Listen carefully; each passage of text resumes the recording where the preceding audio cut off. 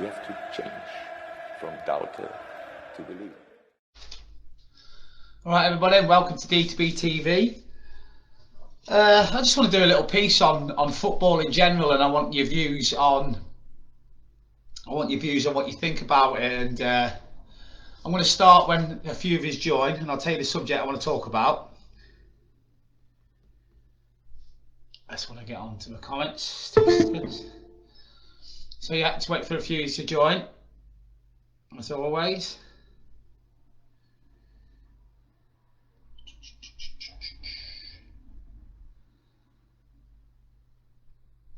So as soon as you join, I'll start talking. Just going to get my phone set up for the comments, because the comments, I don't know what's happening with the comment section.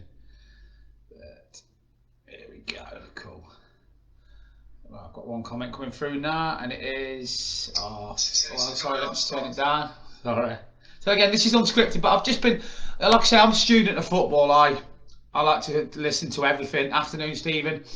I like to listen to everything regarding football. I know a lot of you are not a fan of TalkSport, but I do like listening to TalkSport because I like hearing the voices of fans. And one of the best ones I heard was that Liverpool fan that was so passionate mid-Super League.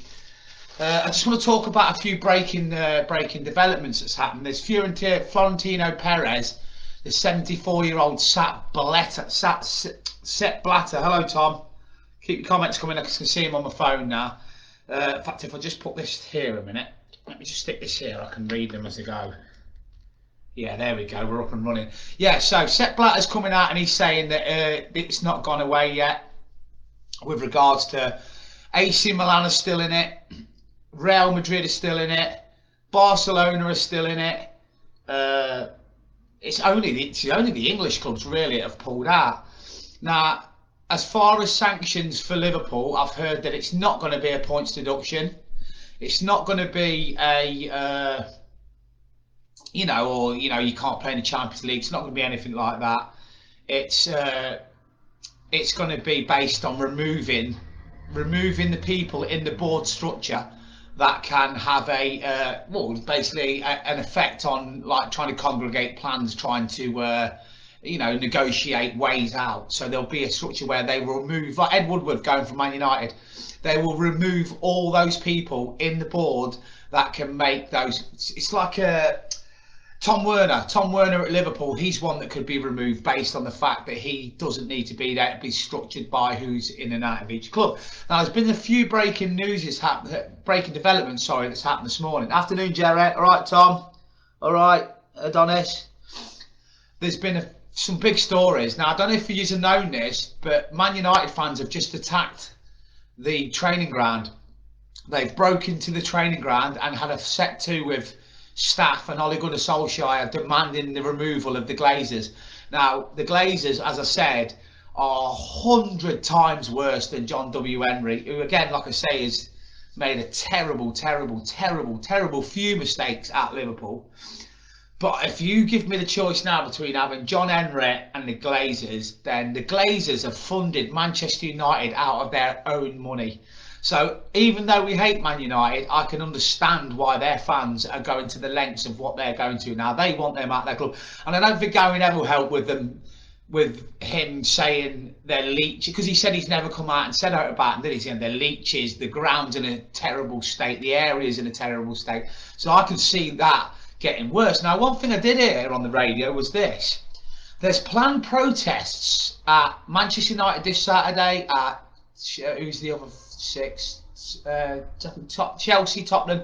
They're going to protest about, I think Jim White on TalkSport said 4 clubs out of the 6 were doing protests this Saturday, but Liverpool wasn't one of them.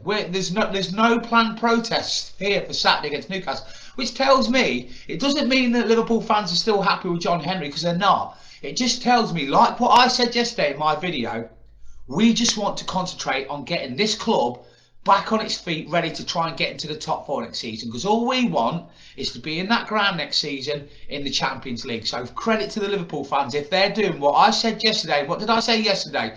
My heart is saying I have to now just bite my lip, get behind the lads, and we have to pull together, because I've just listened to Simon Jordan say, listen, The Glazers will not be getting rid of by Man. It doesn't matter how many times they break into the training ground. It doesn't matter how many times they protest outside the ground. Do you know why? Because nobody's going to buy Manchester United for 4 billion straight away, and if anything, they're not going to buy them for 4 billion anyway. So you're stuck with them, and he's right. Man United are stuck with the Glazers. We are stuck with John Henry. You know, blah blah blah. So rather than do what 4 out of the 6 clubs are doing this weekend, which is protest. Right, Liverpool fans, from what I'm gathering, from what I just said on the radio, are deciding to just just support the club basically, and just support the players, which is brilliant news. That's one thing. Then I've just heard a piece by an Arsenal fan, and I know some of you don't listen to TalkSport, but I'll tell you what, this guy, it's actually on. Yeah, it's under the headline, I feel trapped, and it's an Arsenal fan slamming Stan Kroenke for making the Gunners look bad. But do you know what? It was one of the best flipping radio phone calls I've heard from a fan. He was basically saying, don't blame Liverpool fans, don't blame Arsenal fans, don't blame Chelsea fans, don't blame... He said, because it wasn't us that did this decision, it wasn't us that made us look bad. And he said, do you know what really pees me off? It's the hypocrisy in football. Like Leeds asking Klopp and our players to wear them shirts, right? And he went, can't you remember when Leeds all bankrupted their club, trying there to buy success, trying to reach the pinnacle of football? And then he said, Blackburn with Jack Walker. Blackburn made Everton and Blackburn. Everton made a statement condemning all of us, but yet Everton have got Russian bloody Mashiri, everybody. They've got outside money men trying to fund their new stadium. They're all the same. And he's right, because it's hypocrisy in football. And he said this as well, which absolutely blew me away.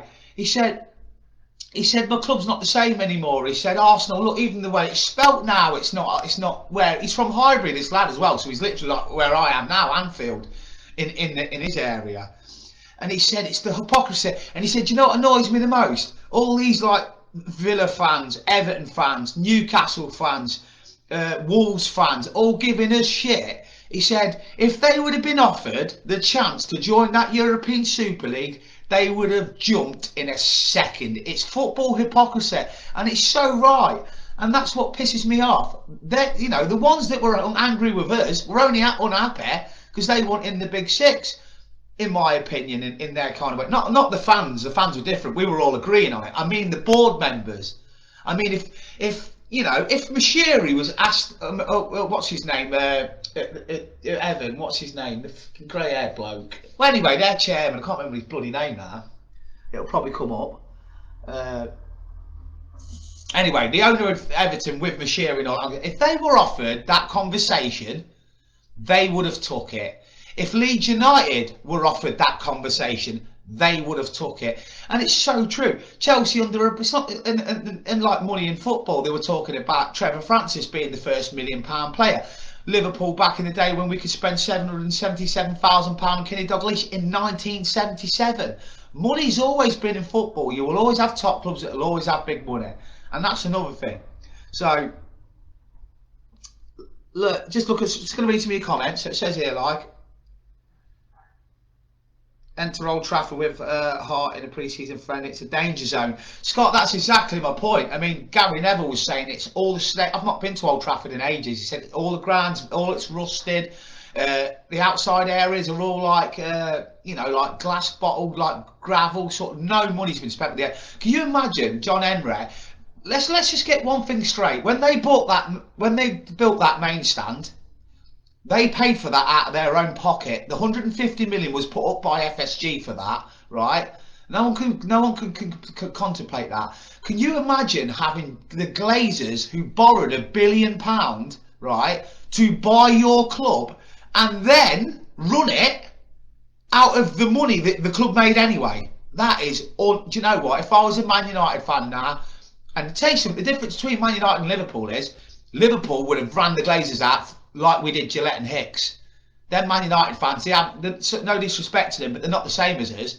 Like Carragher says, if Klopp walks now, Liverpool fans will rip that stadium to bits. There'll be no football be allowed to play there if we lose Jurgen, and that's the difference. And again, like I say, going back to TalkSport, that interview with that passionate Liverpool fan, Danny Murphy says, I told you. Scousers, he said, whatever, Liverpool is a city, you don't mess with them because they don't talk, they just get things done.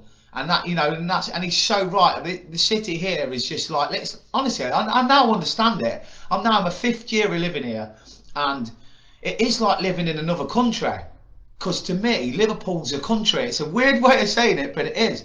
They have their own views on everything. They stick together, their own sort. It's like, honestly, it's mad. Now I get we're not English, we're Scouts, that kind of mechanism, because it's like us against the world when you live in Liverpool. It's magnificent. I love it. So yeah, so just listening to TalkSport there was really mind blowing, and it's not going away the same. And just going back to the Super League, this shit house. And sorry for saying and swearing like I always do, but just have a drink a minute.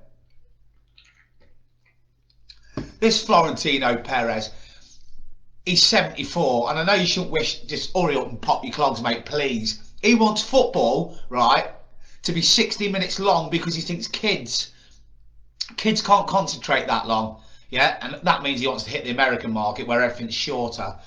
He then wants, he says the Champions League's a disgrace, the format of it. All right, you can probably say it's getting a little bit stupid now, the Champions League. Should have just kept it as a knockout, or even just kept it as it was, whatever, but change happens.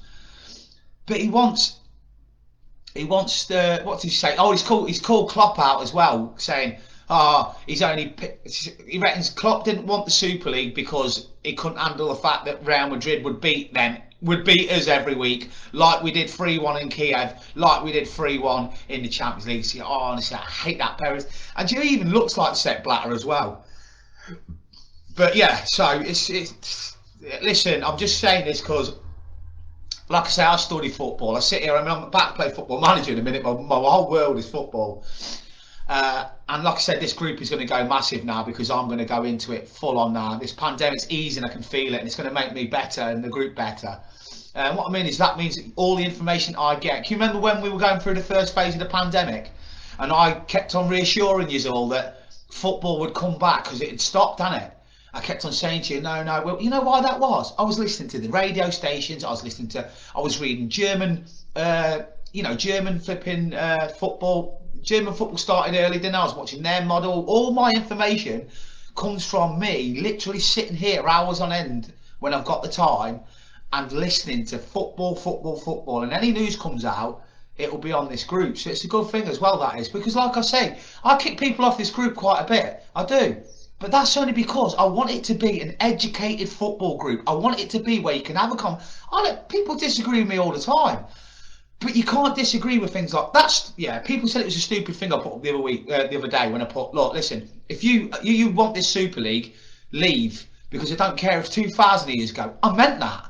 I don't care if that pisses you off. I meant it. Because if you wanted that, then you're no different to John W. Henry. The difference is I can get rid of you just by pressing delete. I can't get rid of John Henry that quickly. So I meant the same, but I just mean is we've got to all be going in one direction. And it's like, for example, here's a analogy I'll use. Klopp, when he took over Liverpool, straight away, Sacco gone. Why? Because he's not going this way with us. He's pissing about. He's being a twat. He's making the squad harmony. You know, he's pissing about. I think he was turning up late for training. And when Klopp was doing interviews, he was doing things like that behind him. Lack of professionalism. So Klopp says, right, gone. And you need that same tunnel vision group going forward. That's the way I look at it. I want Doubters to Believers to be one of the best groups on Facebook, because it's where all the information you get is from a Liverpool fan that's got this going first, the heart. It's intellectual. That's like, for example, little things like the Thiago thing. Like, I was calling that. I want this group to people to go with their guts, their heart. Just say, listen, I actually genuinely believe. Say, like, I want Jack Grealish. I love Jack Grealish as a player. I've said that. Might not sign him, but would it be great if the further down the line we did? That's what I want you to do. Come out, be yourselves, enjoy being a Red, be passionate, say what you think, and just enjoy it. But but there's a difference, and I always say this: there's a difference between an opinion and lunacy, right? And I always say this: people that were saying things like sack Klopp after the 5 defeats in a row, that's lunacy. that go. That's my point. I only get rid of people that are just, they're not one of us. And I don't care if this, I mean, some fan groups on Facebook that I've got 100,000, 200 members. I don't care if this stays 10,000 to 20,000 for the rest of my life. Because if it's the heart of the right supporters, the ones where we all, you know, constructive criticism. For example, I don't like the shit that Kabach is getting at the moment. He's a 21-year-old centre-back. 21. He turned 21 about 2 weeks ago. And last against Leeds, on the ball, he's calm, he's arrogant, he drives out of defence, he's got a good pass on him. He made one mistake at the end. Bear in mind, he's 20. I'm 16 years older than him, right? And I'm sure there's a few of you on here that are about 30, 40 years older. Can you imagine, what were you doing at 21 years old? Because I wasn't playing centre-back for Liverpool. Can I tell you something else as well? Neither was Virgil van Dijk. Where was Virgil van Dijk playing at the age of 21? Yeah, making his way into the Dutch First Division. So give the lad a break. So that's what I mean by constructive criticism. You've got to sometimes go, right, see that mistake against Leeds? If that was Matip, or that was Lovren, or that was Van Dijk, you could call him out and say, come on, you've got to be better than that. You're an experienced centre-back. You can't call a player shit for making a mistake when he's 21 years old, when he had a good game in that game. And let's not forget, out of about 8 appearances, I think he's been man of the match at least twice minimum. And I think we should sign him, even as 4th choice centre-back, because I look at it like this. Van Dijk will be back, Matip will be back, Gomez will be back, Kabach. They're the 4 for me.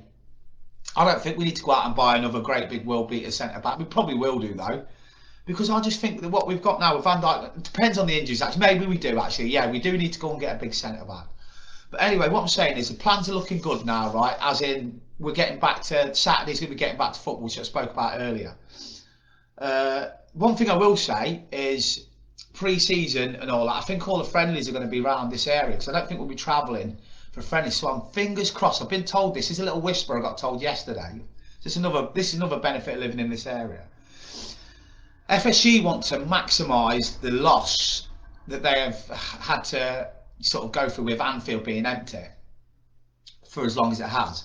So I've been told that basically, even though the season will finish, Anfield will still be sort of doing stuff. So you'll have, like, I've been told boxing could be there, you know, things like music concerts. We've had it before, so we'll have it again. But I've also been told that pre-season friendlies, just to get the revenue up, there could be a couple at least here. So if you think about it, because remember we were going to play Torino, and it got cancelled last minute, wasn't it? Can you remember that? I think sure it's Torino.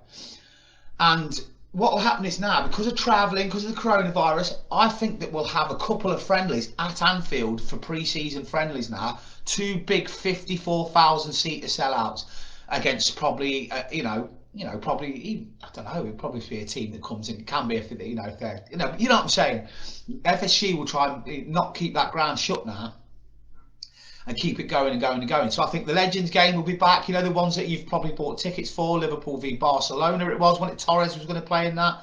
That will be back. Why wouldn't it be back? 54,000. They're going to want to fill that stadium out more than ever now, because for the last time I checked, they'd lost 70 million in revenue since Anfield has been empty.